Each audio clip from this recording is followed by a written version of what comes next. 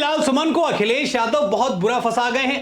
राणा सांगा पर विवादित बयान देने वाले समाजवादी पार्टी के राज्यसभा सांसद रामजीलाल सुमन अब बुरा फंसते हुए नजर आ रहे हैं। दरअसल उन्होंने राज्यसभा में राणा सांगा को लेकर एक विवादित बयान दिया। उसके बाद उन्हें छत्रियों का काफी विरोध सहना पड़ा और खास तौर पर करणी सेना ने उन पर काफी दबाव बनाया कि इस मामले के लिए वो माफी मांग ले। और ये सेना वेना सब नकली है, याद रखना। हिटलर ने भी बनाई थी एक ट्रूपर। हिटलर अपने समय पर एक फौज रखता था, अपने कार्यकर्ताओं को पुलिस की वर्दी पहना देता था, फौज की वर्दी पहनाता था, फिर अपने विरोधी लोगों को पिटवाता था। उसका नाम था ट्रूपर्स, कहा करते थे उसे। ये बीजेपी वालों की ये ट्रूपर है, ये जो सेना दिखाई दे रही है, ये कोई सेना वेना नहीं है, सब बीजेपी वाले लोग हैं, सब बीजेपी वाले हैं। उनके चेहरे मिला लो, गांव मिला लो, वोट निकाल लो, सब बीजेपी वाले निकलेंगे, कोई नहीं निकलेगा। जहां मुसलमानों से ज्यादा हिंदुओं की तादाद होती जाने वालों की, मुगलों के आने से पहले बनी कहा जाए इसकी नीचे की मंदिर है। वो बाबा साहब डॉक्टर अम्बेडकर को जो मानते हैं उसे मैं कहना चाहूंगा, मोहल्लों में एक प्रचार कर देना का बड़ा खतरनाक मामला है। अगर तुम ये कहोगे कि हर मस्जिद के नीचे एक मंदिर है, तो फिर हम ये कहना पड़ेगा कि हर मंदिर के नीचे एक बौद्ध मठ है और तुम उन्हें बड़े मुर्दे मत उखाड़ो। गर्दे बड़े उखाड़ोगे तो भारी पड़ जाएगा। अभी बौद्ध गया में आंदोलन चल रहा है, काय बात का आंदोलन चल रहा है। वक्त का कानून हमारे देश में आया और कहा गया 3 हिंदुओं के नुमाइंदे भी इस वक्त में रहेंगे। जैन धर्म है, सनातन धर्म है। अगर कोई ट्रस्ट बनता है किसी मजहब का, धर्म का, तो उसी मजहब के लोग उसमें रहते हैं। वक्त में 3 सनातनी रहेंगे, क्यों रहेंगे?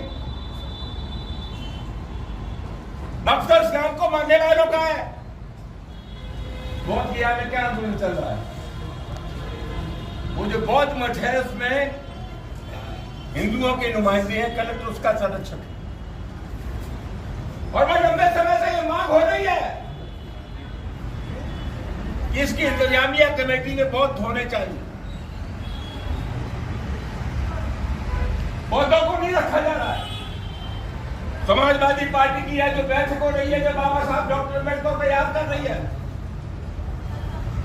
इस बैठक के मार्फत हमें संदेश देना चाहिए बौद्ध भिक्षुओं को।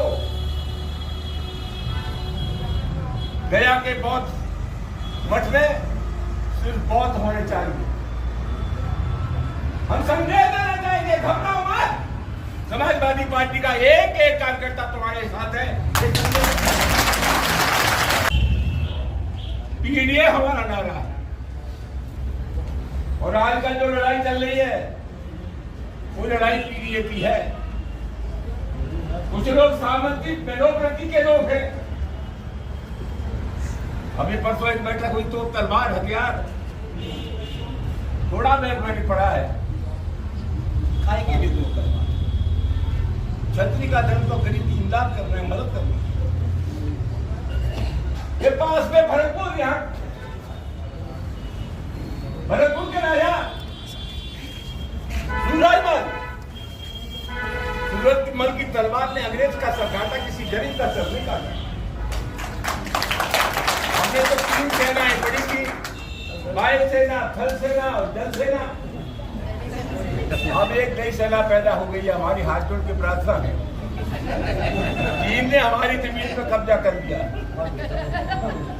अरुणाचल प्रदेश को चीन अपने हिस्से में दिखाता है। ये जो रणबांकुर है करणी सेना के, हिंदुस्तान की सरहद पर चले जाओ, चीन से हमको बचाओ, वरना तुमसे ज्यादा नकली दुनिया में कोई हो नहीं सकता। हिंदुस्तान की जमीन चीन से, वरना तुम नकारा कहे जाओ। 200 सामाजिक शक्तियों की बात मैंने की। लड़ाई लंबी है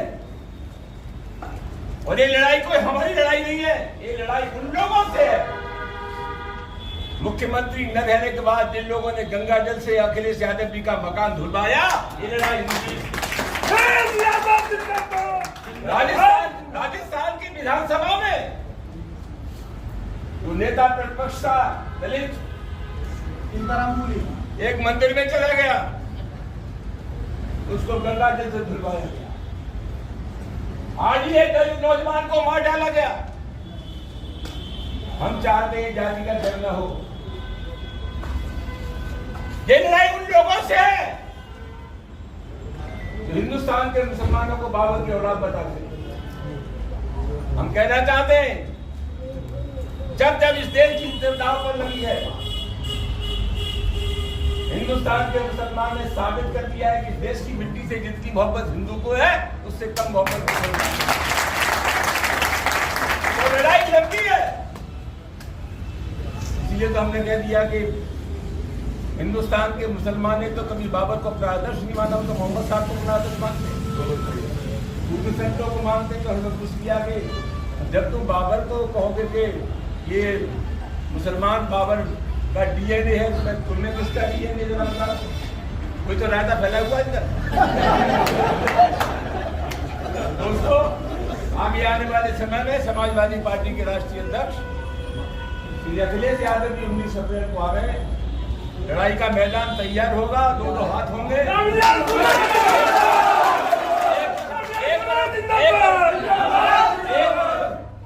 10% लोग हैं और दूसरी तरफ सामाजिक न्याय की 90% शक्तियां हैं। विजयी हमारी होगी, कोई भाई का लाभ हो नहीं सकता। और पहली बार जब करणी सेना विरोध प्रदर्शन करती है तो रामजीलाल सुमन के आवास के बाहर काफी हाथापाई होती हुई नजर आती है, पत्थरबाजी, पुलिस के साथ मुठभेड़, गाड़ियां टूटती हुई नजर आती हैं। उसके बाद अखिलेश यादव इस पर सियासी रोटियां सेकते हैं, एक दलित कार्ड खेलते हैं और अपनी पीडीए वाले फॉर्मूले की राजनीति को चमकाने का प्रयास करते हैं। इससे कॉन्फिडेंस मिल जाता है रामजीलाल सुमन को, और रामजीलाल सुमन फिर एक विवादित बयान देते हैं अंबेडकर जयंती के दिन मंदिरों को लेकर कि भाजपा सरकार ये बोलती है कि मस्जिदों के नीचे मंदिर है, लेकिन अगर अभी मंदिरों को तोड़ा जाए तो उसके नीचे बौद्ध मठ निकलेंगे। अब इस बयान के बाद रामजीलाल सुमन जो है बेहद चर्चित हो गए। लेकिन राणा सांगा वाला जो विवाद था उस पर अखिलेश यादव से एक इंटरव्यू के दौरान पूछा गया कि ये बात है, ये सवाल है, राणा सांगा को लेकर आपकी ही राज्यसभा सांसद ने एक विवादित बयान दिया, तो अखिलेश यादव ने उस पर कैसे पलटी मारते हुए जवाब दिया है, जरा आप भी सुनिए। उन्होंने कहा कि ऐसा इतिहास जो लोगों के बीच विवाद पैदा करे उसका जिक्र नहीं करना चाहिए।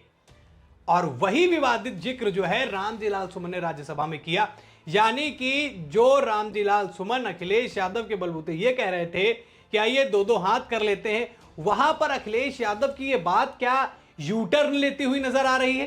क्या अखिलेश यादव रामजीलाल सुमन का केवल एक दलित कार्ड के रूप में इस्तेमाल कर रहे हैं? क्योंकि सवाल बहुत बड़ा है, क्योंकि जो बात रामजीलाल सुमन ने बोली वो बेहद विवादित है और वो कह रहे हैं कि ऐसा इतिहास जो विवादित हो उस पर नहीं बोलना चाहिए, और उसी पर राजनीति उत्तर प्रदेश में अखिलेश यादव कर रहे हैं। यह बड़ा सोचने का विषय है। अब रामजीलाल सुमन यहां पर फंसते हुए नजर आ रहे हैं क्योंकि उनके ऊपर सबसे ज्यादा किसी का दबाव है, किसी की सबसे ज्यादा नाराजगी है, तो वो है करणी सेना। इसका उन्होंने एग्जाम्पल देख लिया है, उसका इन्होंने परिणाम भी देख लिया है। अभी लाखों की संख्या में आगरा में 12 अप्रैल को वहां पर लोग इकट्ठा हुए, रामजीलाल सुमन से माफी मांगने की बात कही, लेकिन रामजीलाल सुमन ने कहा कि मैंने जो पढ़ा वही मैंने कहा। अब उन्हीं के राष्ट्रीय अध्यक्ष कह रहे हैं कि अगर विवादित है ऐसी चीजें इतिहास की तो उसको लेकर ना बोले। तब तो ये तो अखिलेश यादव ने जो इशारा किया है उससे रामजीलाल सुमन के मन में टेंशन जरूर बढ़ी होगी, क्योंकि रामजीलाल सुमन एक बयान के बाद, उस बयान के बाद बड़ा चर्चा में आ गए थे। उत्तर प्रदेश की राजनीति में रामजीलाल सुमन का नाम चलने लगा, क्योंकि अखिलेश यादव जो दलित कार्ड खेल रहे थे वो रामजीलाल सुमन के नाम पर ही खेल रहे थे। योगी आदित्यनाथ तक अखिलेश यादव ने यह कह दिया कि अगर रामजीलाल सुमन के साथ में कुछ होता है तो उसके सिर्फ और सिर्फ जिम्मेदार होंगे योगी आदित्यनाथ। अब वहां से तो उनको लगा कि उनके राष्ट्रीय अध्यक्ष जो है वो खुलकर समर्थन कर रहे हैं और कर भी रहे थे। रामजीलाल सुमन के लिए अखिलेश यादव ने तमाम तरीके की, मैं ये कहूं कि राजनीतिक दुश्मनियां जो है वो मोल ली है, इसमें कोई दो राय नहीं है, खासतौर पर छत्रियों की। लेकिन अब जब एक इंटरव्यू के दौरान ये उनसे सवाल किया गया राणा सांगा को लेकर, जिसमें उन्होंने ये बात बोली है, वो वहां से थोड़ा सा तो दिमाग में खटकने वाली चीज है। देखिए, ये पहले भी माना जा रहा था कि रामजीलाल सुमन ने जो बयान दिया है विवादित है। अखिलेश यादव उस तरफ कदम भी बढ़ा रहे थे कि रामजीलाल सुमन माफी मांगेंगे, मामला सुलझ जाएगा। लेकिन करणी सेना के हमले के बाद से मामला पलट जाता है और वहां से फिर अखिलेश यादव उस पर राजनीति करना शुरू करते हैं कि दलितों के लिए जो है वो हमेशा खड़े हैं, बीजेपी दलित विरोधी है इसलिए ऐसा हो रहा है। तमाम आरोप लगाए योगी आदित्यनाथ पर भी कि इनका ये इस संगठन को जो है योगी आदित्यनाथ का सपोर्ट मिल रहा है। पर अब अखिलेश यादव का ये बयान कहीं ना कहीं हलचल पैदा करने वाला है, सोचने पर मजबूर करने वाला है कि अखिलेश यादव अगर ऐसा भरे मंचों से बोल रहे हैं, एक इंटरव्यू के दौरान बोल रहे हैं जो लाइव चल रहा हो, जिसे लाखों करोड़ों लोग देख रहे हो, और उसी नैरेटिव पर ही प्रदेश की राजनीति भी अखिलेश यादव कर रहे हैं, ये बड़ा ही गंभीर और सोचने का विषय है। तो क्या अखिलेश यादव जो ये दांव खेल रहे हैं वो अब इस साफ तौर पर, वैसे पहले भी कंफर्म था कि सियासी दांव ही है, लेकिन क्या इस बयान के बाद से अखिलेश यादव का ये जो स्टंट था ये पूरी तरीके से सियासी हो गया, सब कुछ ओपन हो गया है? और क्या रामजी लाल सुमन को भी इस बात का अब एहसास हो गया है कि उन्होंने जो बातें बोल दी हैं वो उनके मुखिया ही उस बात को कह रहे हैं कि विवादित है, तो भैया मत बोलिए। अब पर मुंह से निकली बात और तीर से निकला बाण कभी वापस दोस्तों आता नहीं है। अब रामजी लाल सुमन बड़ी असमंजस में होंगे कि क्या किया जाए। दो हाथ करने वाली बातें, करनी सेना से अकेले दुश्मनी ले लेने वाली बातें, ये तो बड़ी मुसीबत की घड़ी में फंसते हुए रामजी लाल सुमन सामने दिख रहे हैं। फिलहाल अखिलेश यादव का बयान, उसके क्या मायने हो सकते हैं वो अलग बातें हैं, बट जोड़ा इसी से जा रहा है क्योंकि राणा सांगा पर ही सवाल था। राणा सांगा पर ही रामजी लाल सुमन ने विवादित बयान दिया था, उसी के बाद हंगामा बरपा, उसी के बाद अखिलेश यादव राजनीति, उत्तर प्रदेश की राजनीति में दलित कार्ड खेलना उन्होंने तेजी से शुरू कर दिया, क्योंकि उन्हें पता है कि उत्तर प्रदेश में दलितों का साथ बीजेपी को 2017 में जब मिला था तो हालत क्या हो गई थी, समाजवादी पार्टी की 47 सीटों पर सिमट गई थी। तो उनको ये चीज पता है कि दलितों का वोट उनके लिए बहुत जरूरी है।